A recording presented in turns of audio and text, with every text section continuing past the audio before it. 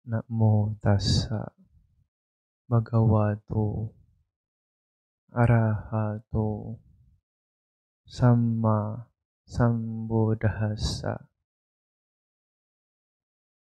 Namo tassa bhagavato arahato samma sambuddhassa. Namo tassa bhagavato arahato samma sambuddhassa. Pada kinang kaya kamang waja kamang pada kinang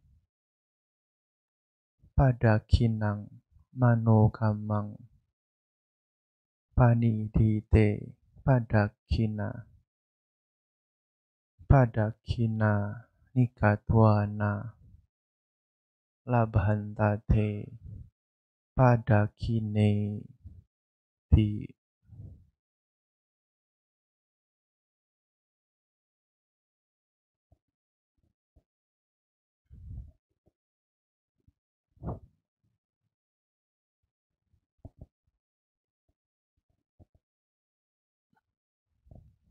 Binan Puja Bakti bersama MC Romo Ramani Pandita, segenap upasaka dan upasika, hadirin yang bahagia, selamat malam, Namo Buddhaya. Semoga Anda semua dalam kondisi sehat, damai, dan bahagia.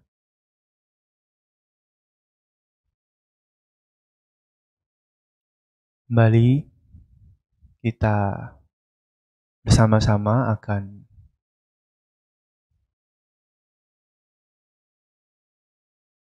lakukan kebajikan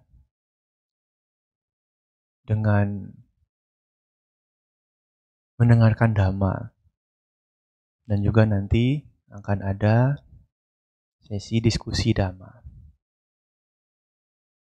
dalam rangka SPD. Yang malam hari ini topik yang dibawakan adalah rahasia hidup bahagia.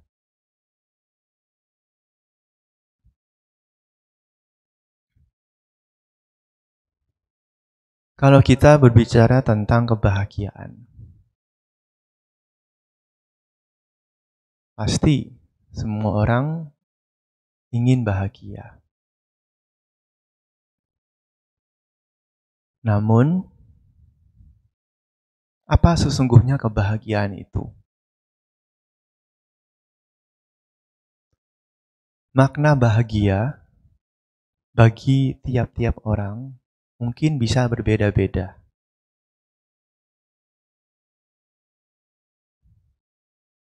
Bahkan ada yang mengatakan bahagia itu sederhana.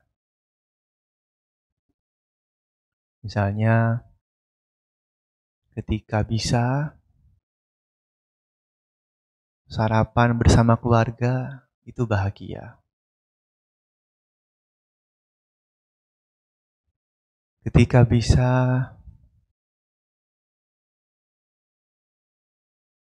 mengunjungi orang tua, itu bahagia. Ketika dapat gaji pertama, bahagia. Bahkan, kalau sedang kebelet, lihat kamar kecil, wah, bahagia sekali. Makanya namanya kamar bahagia itu kan.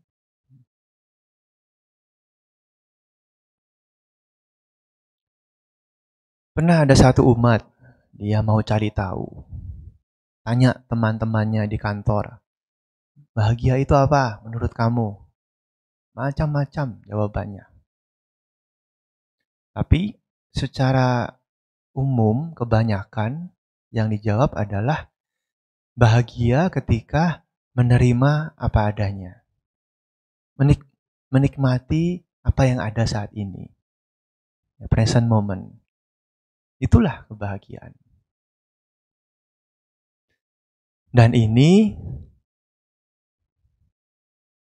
ya sangat sesuai dengan ajaran guru agung kita sama Sang Buddha. Menurut Dhamma, kebahagiaan itu dibagi menjadi dua. Yang pertama adalah kayika sukha, kebahagiaan jasmaniah. Yang kedua, cetasika sukha, kebahagiaan batiniah. Ada dua macam kebahagiaan. Umumnya, orang-orang menilai kebahagiaan dari sudut pandang fisiknya, badannya, kesenangan-kesenangan terhadap jasmani. Misalnya yang berhubungan dengan panca indera. Ketika makan makanan yang jahen, betul ya? Jahen ya, enak.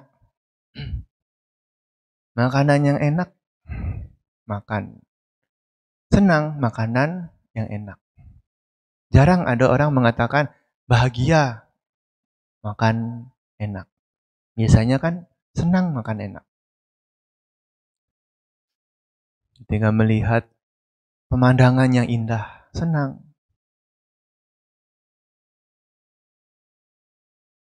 Mendengar suara yang merdu, senang. Mencium aroma yang harum, senang. Menyentuh, ya merasakan sentuhan yang menyenangkan, senang. Umumnya itu adalah kesenangan indrawi.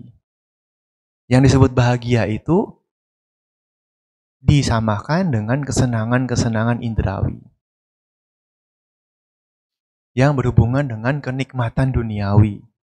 Yang kita tahu itu semua tidak akan ada habisnya. Kenapa? Karena kalau objeknya berubah, maka kesenangan kita juga akan berubah. Makanya di dalam Dhamma dikatakan kesenangan indrawi, kenikmatan duniawi itu sifatnya hanyalah sementara, sebentar. Tidak bisa bertahan lama. Malahan banyak bahaya akan muncul setelahnya. Nah, itu adalah kebahagiaan dari jasmaniah. Sedangkan kebahagiaan batiniah ini sifatnya lebih permanen, lebih lama. Karena kita bisa merasakan kebahagiaan di dalam batin. Misalnya ketika datang ke wihara, puja bakti, meditasi, baca parita, pelimpahan jasa, mendengarkan dhamma, itu kan bahagianya lebih sifatnya adalah batiniah, ya kan? Ke dalam batin kita, pikiran kita yang bahagia. Bukan badannya ini. Badannya diam aja, duduk, tapi pikirannya bahagia. Nah, itu bedanya. Kebahagiaan yang sifatnya batin atau pikiran, ini yang lebih tinggi nilainya dibandingkan yang dari badan atau jasmani. Maka dari itulah, saudara-saudara sekalian, ibu bapak semua yang berbahagia, di dalam Anguttara Nikaya, di situ diterangkan bagaimana kita bisa memperoleh kebahagiaan yang sifatnya lebih berhubungan dengan pikiran. Batiniah. Sang Buddha menjelaskan, siapapun yang baik pagi, siang, malam, berperilaku dengan benar melalui perbuatan, ucapan, dan pikiran, maka hari yang bahagia akan menjadi milik mereka. Jadi, kalau kita ingin bahagia, apa rahasianya? Melakukan perbuatan yang baik, ucapan yang baik, dan pikiran yang baik. Itulah rahasia hidup bahagia. Tidak ada yang lain. Hanya itu saja. Kelihatannya simpel ya. Nah, coba kita bahas satu persatu. Yang pertama adalah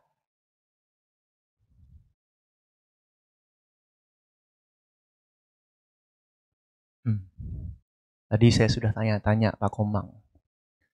Yang pertama adalah paling laksana saneh becik. Betul tidak? Perbuatan baik. Perbuatan benar.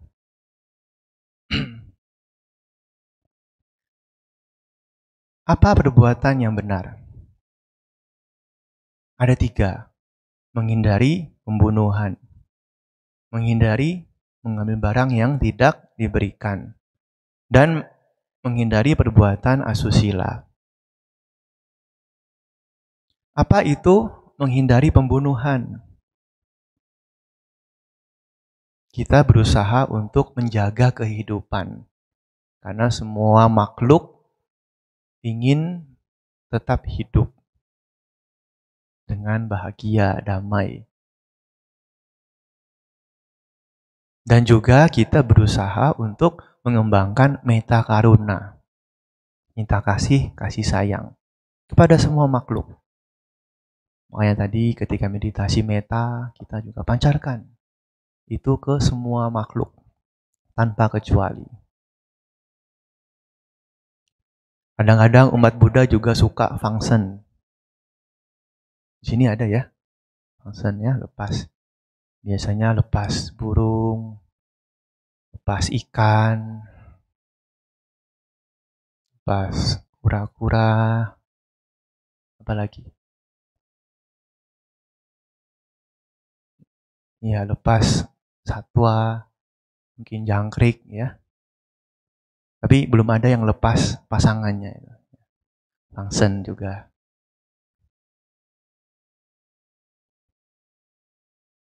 Siddhartha Gautama juga pernah mencontohkan ya, ketika beliau menyelamatkan seekor angsa yang dipanah oleh Dewadatta. Itu adalah function juga. Menyelamatkan kehidupan. Abhaya dana.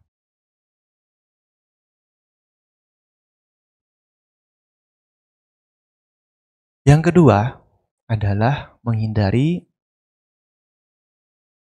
mengambil barang yang tidak diberikan.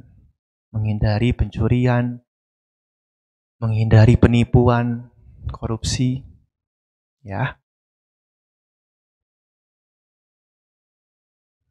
Termasuk ketika menggalang dana juga harus jujur. Misalnya menggalang dana untuk wihara, pembangunan wihara, ya itu digunakan untuk pembangunan wihara. Menggalang dana untuk pendidikan, ya gunakanlah untuk pendidikan.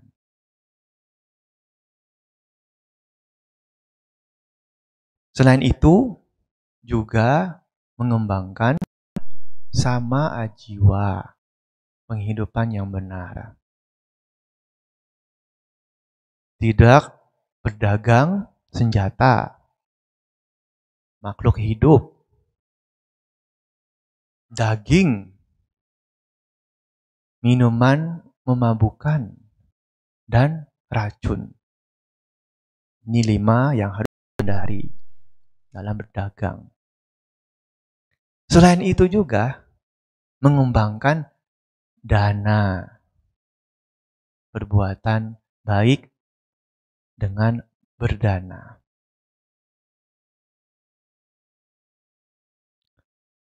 Yang ketiga,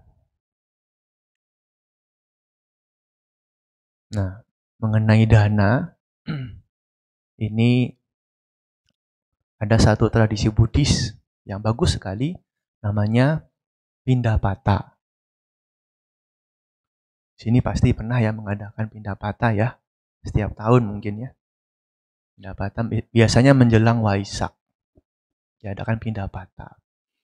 Nanti di Jakarta juga ada Pindapata yang nasional, Gema Waisak. Jadi itu tingkatnya nasional, semua umat bisa datang, dan banyak kita juga mengundang pejabat-pejabat ya, tingkat nasional. Mungkin gubernur bisa datang, dan lain-lain ya, polisi-polisi, TNI, Brimob, macam-macam. Dirjen Agama Buddha juga pasti datang.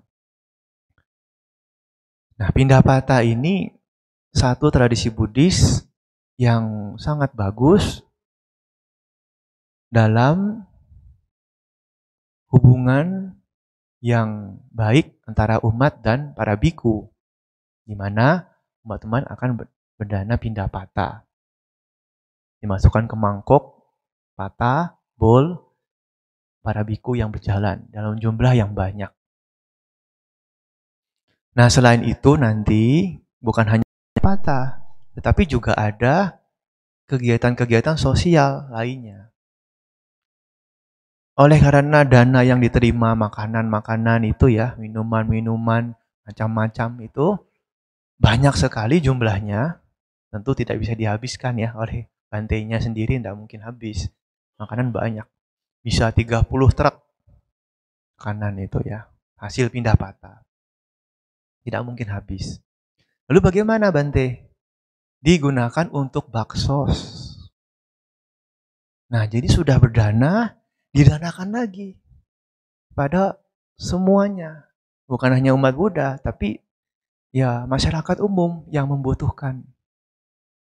Ini dananya kan jadi double nilainya. Nah, itulah.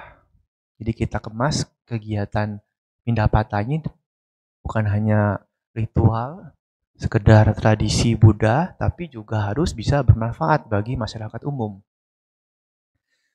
Selain baksos juga ada kesenian-kesenian, ya mungkin seperti gambang kromong, ya, ondel-ondel, barongsai gitu. Nah juga ada pengobatan gratis. Ada donor darah, ada potong rambut gratis. Tapi potongnya harus seperti Bante, pelontos. Nah, jadi kita ada timnya itu ya. Jadi kalau mau pengobatan, ada tim khusus para dokter. Banyak dokternya, bukan hanya dokter umum, dokter gigi juga ada. Nah, bagi umat Buddha ada promo. Cabut 1, gratis 1. Ya, siapa yang mau boleh daftar. Kalau cabut 2, gratis 2. Habis giginya ya, ompong. Nah, itu untuk semua umat-umat yang mungkin di sekitar kawasan itu juga boleh ikut. Bukan hanya umat Buddha, tapi umat secara umum boleh ikut. Jadi betul-betul satu hari kegiatan Pindapata itu kita melakukan banyak kebajikan. Nah, nanti di sini juga boleh ya, adakan Pindapata, tapi juga harus dikemas dengan baik. Kalau bisa ya ada banyak manfaat ya buat sesama, buat umat-umat lainnya.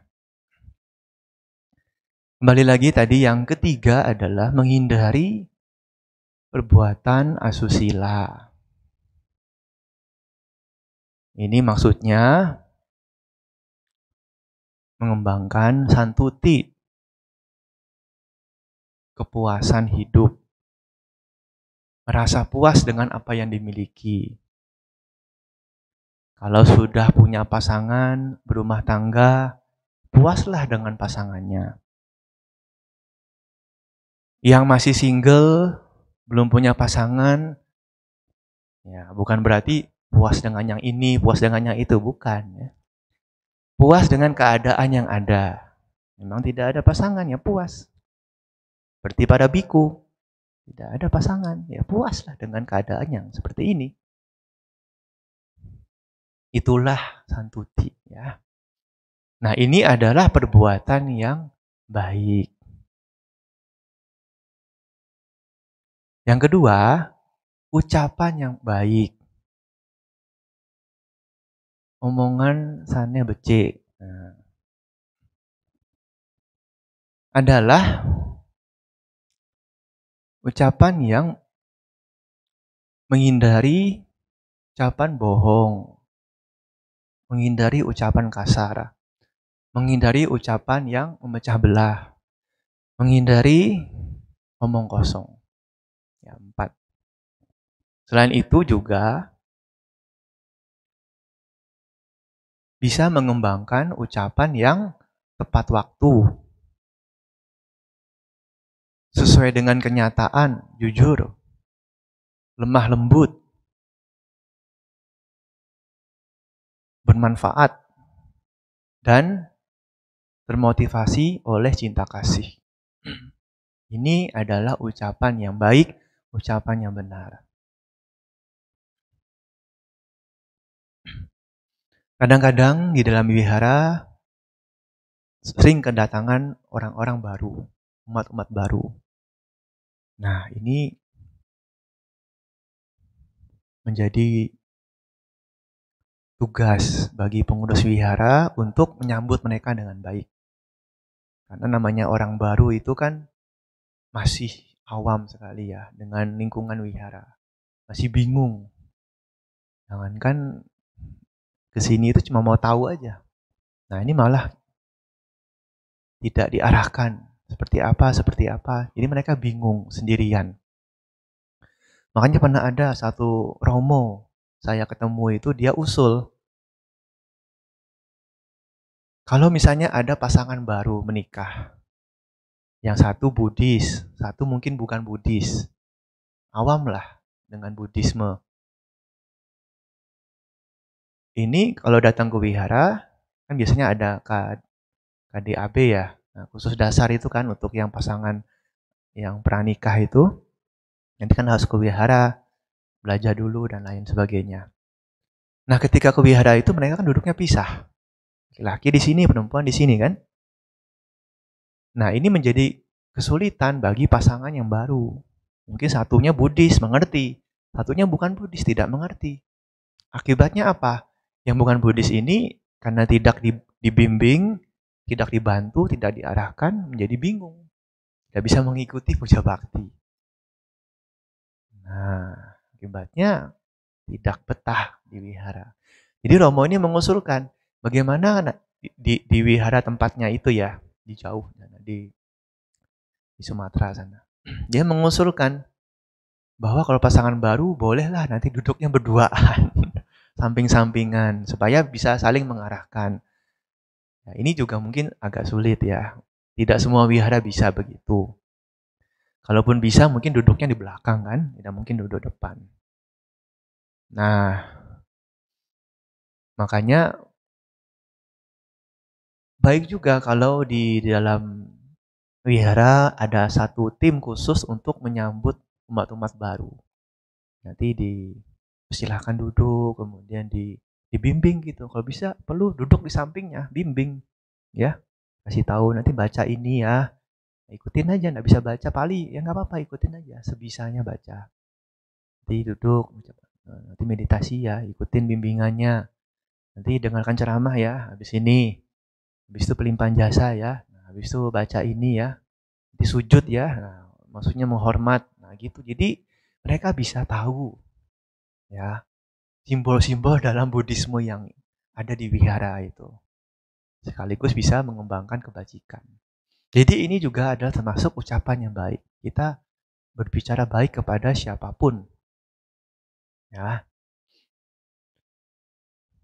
Contoh di zaman Sang Buddha, ada satu upasika, salah satu murid Sang Buddha yang terkenal, yang sangat pandai dalam menghafal khotbah. Namanya Kujutara. Dia ini punya fisik tidak sempurna. Ya. Badannya itu bungkuk. Tapi dia pandai, pintar, hafal. Sang Buddha khotbah apa dihafal, diulang kembali. Nah, kebetulan dia ini eh, bekerja sebagai pelayan di satu keluarga. Nah, kemudian setelah dilihat oleh Sang Buddha, kenapa dia bisa seperti itu? Kenapa dia itu bungkuk? Dulu kehidupan lampau, ya, dia pernah menghina seorang Paceka Buddha. Paceka Buddha ini kebetulan badannya juga bungkuk gitu. Dia menghina, mengolok-olok, mengejek gitu ya. Kalau mungkin sekarang istilahnya dibully. Nah, sampai diolok-olok gitu. Bungkuk. Sampai dipakai itu apa semacam kain diikat gitu kan supaya kelihatan bungkuk. Jadi betul-betul tujuannya itu tidak baik, tidak bagus. Nah, akibat itu karena menghina Paceka Buddha, lahir kembali bungkuk juga. Jadi ucapan yang tidak baik. Tapi dia ini pandai. Kenapa? Nah, dulu dia pernah berdana di Paceka Buddha itu. Dia ketika mengumpulkan pindapata, ya, itu kan bawa mangkok. Nah, umatnya kasih makanan macam-macam ya. Ada yang kasih sup panas. Kalau sup panas itu kan bowlnya panas juga. Rasa panasnya kan. Kalau bowl itu kan ada yang dari tanah liat, ada yang dari logam. Ini bisa terasa panas sekali. Maka, nah ini dulunya dia pernah dana alas untuk mangkok pindapata itu. Mungkin dia kasihan lihat ini kan ada 8 Paseka Buddha gitu ya. Dia kasihan lihatnya kok kepanasan, jadi dia dana itu. Makanya dia sekarang jadi pandai. Jadi itu sebab akibat semua. Nah, kenapa dia bisa jadi pelayan? Nah, ceritanya dulu pada zaman Buddha Kasapa, dia terlahir sebagai putri orang kaya, punya teman yang kemudian menjadi bikuni. Ini teman ya, temannya itu jadi bikuni. Kemudian setelah berjuang bisa mencapai kesucian arahat. Nah, karena ini teman gitu ya, Kopeng sudah biasa dekat, jadi mungkin tidak melihat bahwa dia ini bikuni gitu. Jadi waktu ketemu di rumahnya, bikuninya datang, disuruh-suruh, ambilkan itu. Ini karena merasa dekat kan dengan temannya itu, tapi dia tidak tahu ini bikuni, sudah arahat. Disuruh-suruh, demikian. Kemudian bikuninya ini berpikir, kalau saya menolak, pasti dia akan marah. Kalau dia marah, wah bahaya. Marah kepada seorang arahat itu karena buruknya besar. Bisa lahir di alam neraka. Tapi kalau saya ikutin perintahnya, ya dia tidak sampai jatuh di alam neraka. Tapi dia punya karma buruk juga. Karena memerintah bikuni, arahat. Dia akan terlahir kembali jadi manusia, jadi pesuruh. Orang yang disuruh-suruh. Orang yang jadi sebagai pelayan gitu ya, pesuruh. Dan itu bukan hanya satu kehidupan, banyak kehidupan. Nah, makanya Bu Bapak sekalian, berhati-hatilah dalam berbicara ya. Ini bisa memberikan dampak yang panjang sekali ya kalau kita tidak waspada. Apalagi kepada orang-orang yang melatih sila dengan baik. Orang-orang suci juga harus berhati-hati kita dalam berbicara. Nah, itu adalah ucapan yang baik. Yang ketiga, pikiran yang baik. Bikinlah saneh becik. Ya, mudah-mudahan betul ini. Kalau salah dikoreksi. Apa itu pikiran yang baik? Pikiran yang bebas dari kilesa, kotoran batin.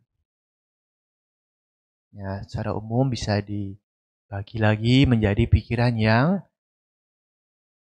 tanpa kebencian, pikiran yang tanpa kekerasan, pikiran yang penuh dengan belas kasih sayang. Itu adalah pikiran yang baik, pikiran yang benar. Dan ini bisa dilatih melalui meditasi. Jadi kita juga harus meditasi. Sebagai umat Buddha, jangan mau kalah dengan yang lainnya. Meditasi itu adalah jantungnya agama Buddha. Makanya kalau ada kesempatan bisa ikut latihan meditasi. Sekarang ini kan banyak. Ada yang 1 hari namanya ODM. One Day Mindfulness. Ada yang 2 hari, 3 hari. Ada yang 7 hari mungkin. Ada yang 10 hari, ada yang 2 minggu. Biasanya itu dalam retret meditasi. Di sini kan banyak ya. Bali ini banyak terkenal dengan kegiatan retret meditasi. Salah satunya ini Bu Teja ini. Nah, saya tahu Bu Teja. Nah, saya dulu pernah ikut retret Bu Teja. Kita WWK ya. Masih ada enggak? Masih ada. Teja ini. Bagus. Jadi kita bisa latihan meditasi. Itu untuk menumbuhkan pikiran yang benar, pikiran yang baik.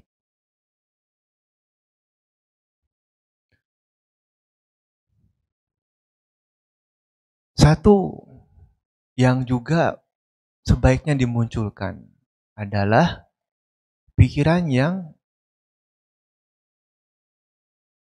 penuh kebahagiaan ketika melihat orang lain bahagia. Namanya mudita cita. Ini saya kira harus kita latih setiap saat. Ya, senang melihat orang lain senang. Misalnya kalau ada orang datang ke wihara, dia mau dana persembahan bunga, dana bunga di meja altar. Jangan dibilangin, dana cuma bunga. Itu kan amisa puja. Nilainya kecil. Kalau bisa ya harus pati-pati puja, praktek dhamma. Ya memang itu betul, tapi tidak usah dibicarakan seperti itu juga. Karena dia mau dana bunga itu sudah bagus. Mungkin dia baru bisa latihan berdana, enggak apa-apa. Belum bisa latihan sila, meditasi, enggak apa-apa. Latihan dana dulu, bagus juga. Jangan dibully-bully seperti itu. Jadi kita senang, melihat orang lain senang. Orang bisa berbuat baik, kita harus ikut bahagia, ikut senang, ikut bahagia. Namanya mudita cita. Ya. Dan ketika melihat orang lain menderita, kita harus muncul namanya karuna ya. Muncul namanya belas kasihan. Jangan malah senang. Ada orang kena musibah, syukurin. Karma buruk mau berbuah. Jangan begitu. Itu pikiran tidak baik. Pernah ya, ini cerita Bodhisatta. Jadi pada zaman dulu, Bodhisatta terlahir sebagai seorang yang lahir di keluarga nelayan. Dia punya saudara-saudara itu nelayan. Nah, pada suatu ketika, karena tugasnya nelayan ya, mancing ikan, menjala ikan, dapat banyak ikannya. Wah, Senang mereka. Termasuk ini bodhisatta juga senang. Padahal dia tidak ikut mancing, tidak ikut jala ikan, tapi dia ikut senang melihat makhluk menderita. Ikan itu kan kalau dipancing ya mati kan, menderita. Nah, ketika dia ikut bahagia, ketika melihat makhluk menderita, itu dia muncul pikiran apa? Pikiran tidak baik. Pikiran penuh dengan kebencian. Pikiran penuh dengan ya kebodohan. Makanya ketika lahir kembali, bahkan pada saat menjadi Buddha sekalipun, beliau apa? Sering sakit kepala. Itu karena buruk yang berbuah kehidupan lampau. Makanya karma ini begitu luar biasa. Bahkan seorang Buddha sekalipun tidak bisa menghindari karma buruk yang berbuah. Nah, makanya itu hati-hati kita dalam menjaga pikiran ini harus senantiasa penuh kesadaran. Mindfulness itu harus dikembangkan. Pikiran yang baik itu senantiasa bisa dimunculkan setiap saat. Jangan sampai karena kita lengah sedikit, nah ini yang timbul pikiran yang penuh kotoran batin. Itu bisa membawa penderitaan. Ya, bukan hanya kehidupan sekarang, tapi juga kehidupan yang akan datang. Jadi, saudara-saudara sekalian, kita harus bertekad menjadi umat Buddha yang baik. Menjadi umat Buddha yang bisa mengembangkan perbuatan yang baik, ucapan yang baik, dan pikiran yang baik. Ketika para bante biasanya memberikan blessing, memberkahan, itu disebutkan juga pada kinang kaya kamang. Waca kamang pada kinang. Pada kinang mano kamang. Panidite pada kina. Pada kina nikatwana. Abantate pada kini.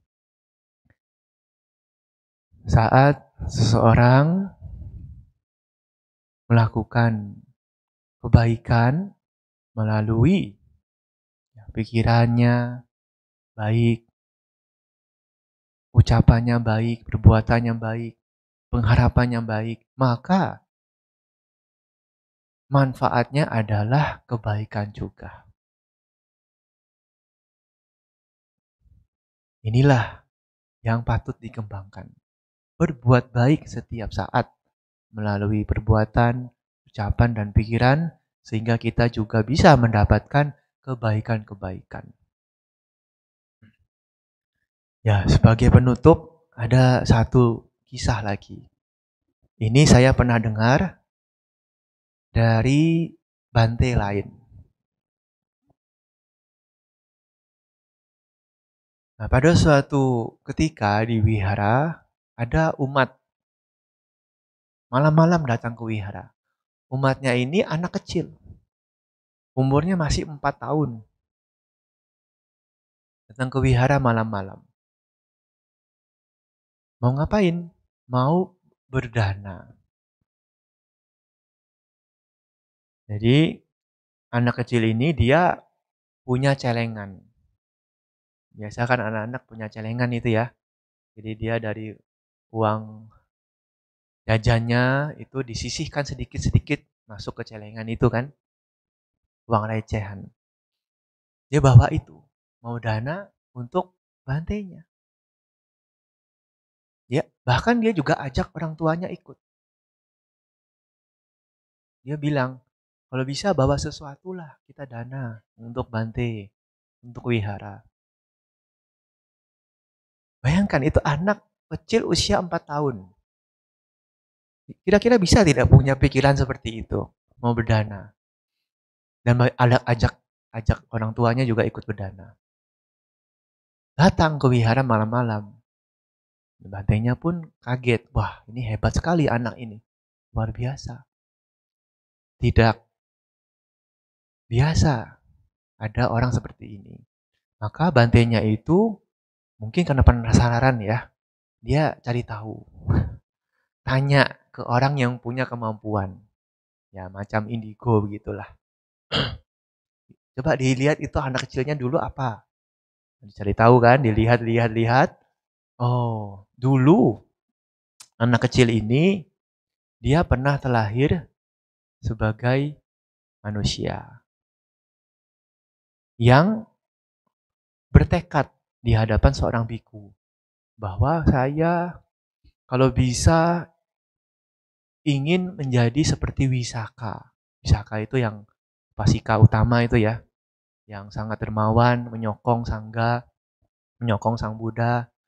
Kalau bisa saya menyokong seperti Wisaka itu, bisa menyokong agama Buddha, bisa menyokong Dhamma, bisa menyokong sangga. Jadi dia bertekad di hadapan seorang biku.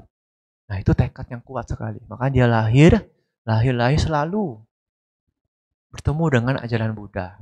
Dan dia bisa ya menyokong, betul-betul menyokong perkembangan Buddha Dhamma. Bahkan waktu kecil pun dia sudah tahu, berdana terus, suka berdana.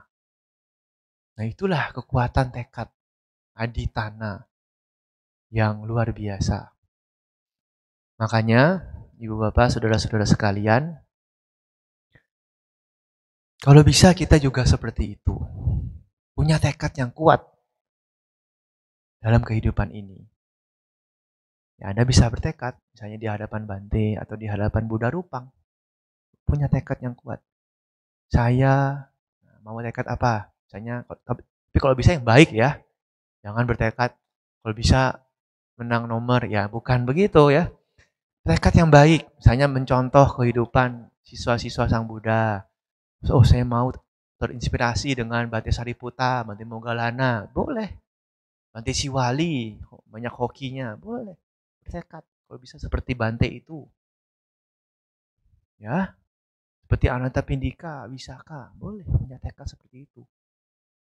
Menjadi penyokong agama Buddha, boleh. Tekad seperti itu.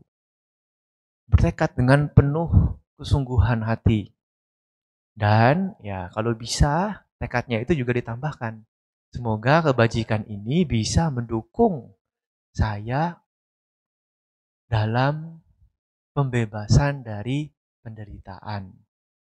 Bisa terkondisi mencapai kebahagiaan yang sesungguhnya, yaitu merealisasi nibbana. Nah, itu tekad yang sempurna. Jadi kita boleh bertekad ya, yang baik-baik, dan nanti ditambahkan pada akhirnya juga seperti itu.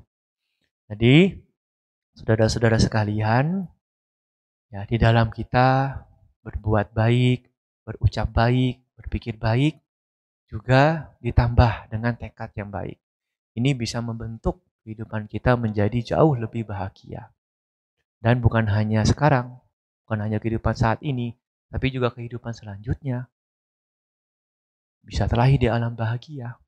Maka bahagia sekarang, bahagia di dunia ini, bahagia di dunia yang akan datang, di alam surga, bahkan bisa bahagia yang sesungguhnya, yaitu merealisasi nibbana. Ya, nibbanang paramang sukang. Nibbana adalah kebahagiaan yang tertinggi. Nah, itulah kebahagiaan yang bisa kita peroleh sebagai manusia dengan menjalankan dhamma sebaik-baiknya. Semoga kita bisa selalu melakukan perbuatan yang baik, ucapan yang baik, dan pikiran yang baik, sehingga ini menjadi kondisi yang baik untuk mencapai kebahagiaan dalam kehidupan ini, kehidupan yang akan datang, dan juga dalam kita mengakhiri sangsara, yaitu realisasi kebahagiaan yang sesungguhnya, yaitu nibbana. Ya, semoga kita selalu maju dalam Dhamma. Sabbe sata, babantu sukitata, semoga semua makhluk berbahagia.